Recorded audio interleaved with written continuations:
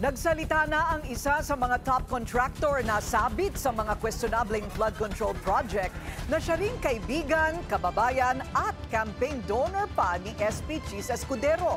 Giit ng kumpanya, malinis ang kanilang track record. Narito ang exclusive agenda report ni Joash Malimban. May official statement na ang Centerways Construction and Development Incorporated, ang kumpanyang pagmamayari ni Lawrence Chino Lubiano, na natuklasang isa sa mga campaign donor ni SP Cheese Escudero noong 2022 senatorial elections. Ang donation ni Lubiano umabot sa tumataginting na 30 million pesos. Sa pahayag ng kumpanya, sinabi nitong pasado sila lagi sa standards at specifications na required ng gobyerno. Never din daw silang humarap sa kahit na anong reklamo o kaso patungkol sa mga proyektong kanilang hinahawakan. Matagal na rin daw suportado ni Lubiano si Escudero dahil sa track record nito sa public service. Pero base sa pag-fact check ng Billionaire News Channel, tila hindi totoo na never naharap sa kahit na anong kontrobersya ang kumpanya.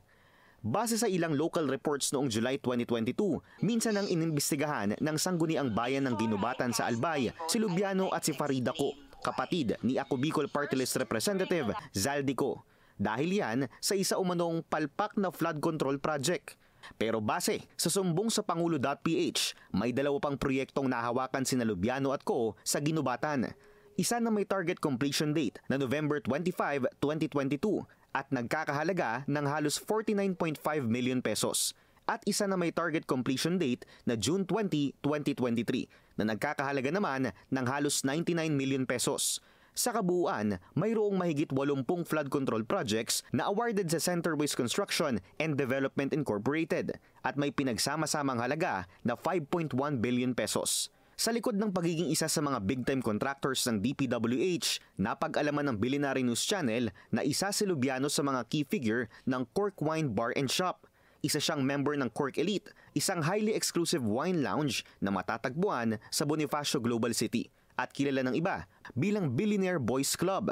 Nauna nang sinabi ni veteran election lawyer Romulo Macalintal na posibleng maharap sa election offense si SP Cheese dahil sa pagtanggap ng donasyon sa isang kontraktor na may existing contract sa pamahalaan nang tumakbo siya sa pagkasenador.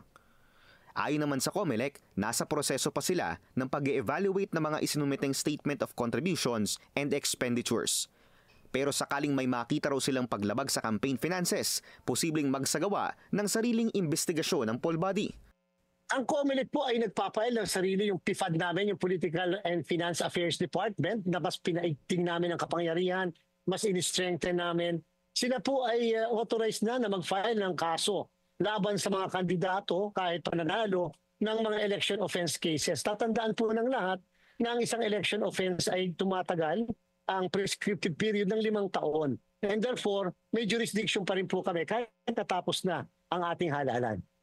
Sakaling mapatunayan na may paglabag sa campaign finance regulations ng COMELEC, maaaring humarap ang isang kandidato sa isang election offense na may parusang 1 hanggang 6 na taong pagkakakulong. Sinubukan naming hingan muli ng statement si Lubiano at ang Centerways Construction and Development, pero hindi pa ito sumasagot sa aming mensahe. Para sa agenda, Joash Malimban, Billionaire News Channel. Manatiling nakatutok sa Billionaire News Channel. Sumubaybay sa aming social media accounts at mag-subscribe sa aming YouTube channel para sa mga bago at eksklusibong balita.